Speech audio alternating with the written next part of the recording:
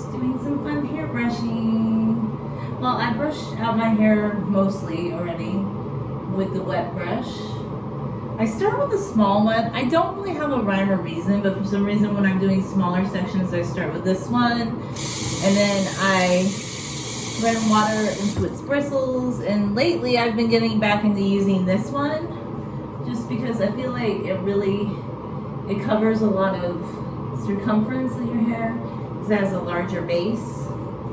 And I also put water into this one. But lately I'm feeling like this is something new. I do want to try the Unbrush. I really don't want to spend $18 on a hairbrush because I remember spending it was $15 back in 2020 for the Tingle Teaser, and I really didn't like the Tingle Teaser, but I gave it to my mom recently, and my mom loves the Tingle Teaser, but I'm just not a fan of the Tingle Teaser.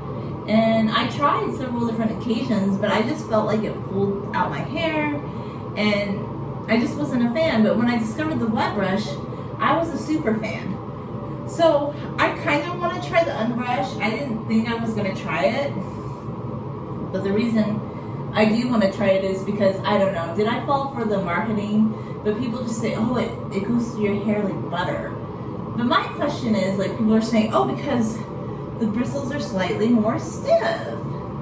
So I don't know if I would love it because I have another brush that kind of reminds me of that brush. This is the Eco Tools brush. It's a paddle brush just like this one. They're about the same size, okay?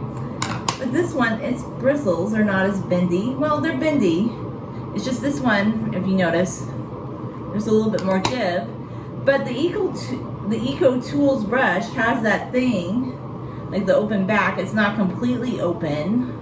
But I guess the thought behind this is for people that like to blow dry their hair.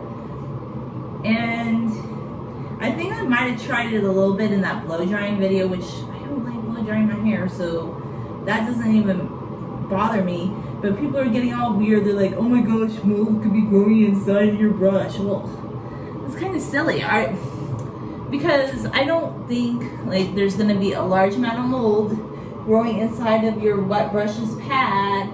And this one has holes in the back, so it drains. So I don't understand.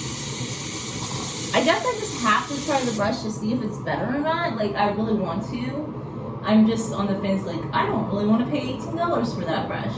I was going to order it on Amazon, but then I canceled my order because this is another thing about the Unbrush. I don't want to buy it on TikTok because people keep saying that they get the dupe, and some people say the dupe's better than the real thing. But why would you pay $18 for the dupe when you can find the dupe to the Unbrush on Temu for $2? It doesn't make any sense to me. Why would I pay $18 or $10 for the dupe? So I want to go to a store where I can see the Unbrush and just buy it, because I've gotten to the point where I kind of just like to purchase my brushes in the store so I can look at them now. Because I bought this one at Walmart, and I bought these two smaller wet brushes at Ross and Burlington. I think Ross actually. But yeah, I just don't want to spend a lot of money on a brush. I want a brush that works well. I have a lot of brushes. If you've watched my channel in its entirety, you know I have a lot of brushes. So I'm just wondering, what is it about the Unbrush that's going to be so much better than the wet brush?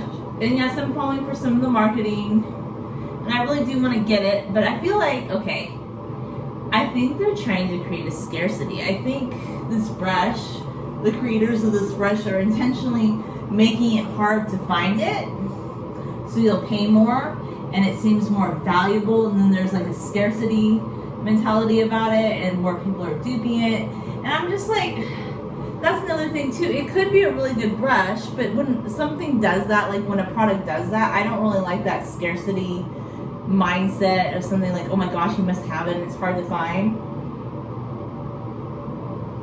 Because you can go to Ross and buy a wet brush for $4.99. I think recently I'm starting to see them marked up to $5.99, but still, that's cheaper than at Walmart. This one was $10 at Walmart. So I'm just not convinced I'll see if I ever become convinced, but those are my thoughts on the unbrush and the wet brush and why at the moment I'm still using the wet brush anyway. Thanks for watching.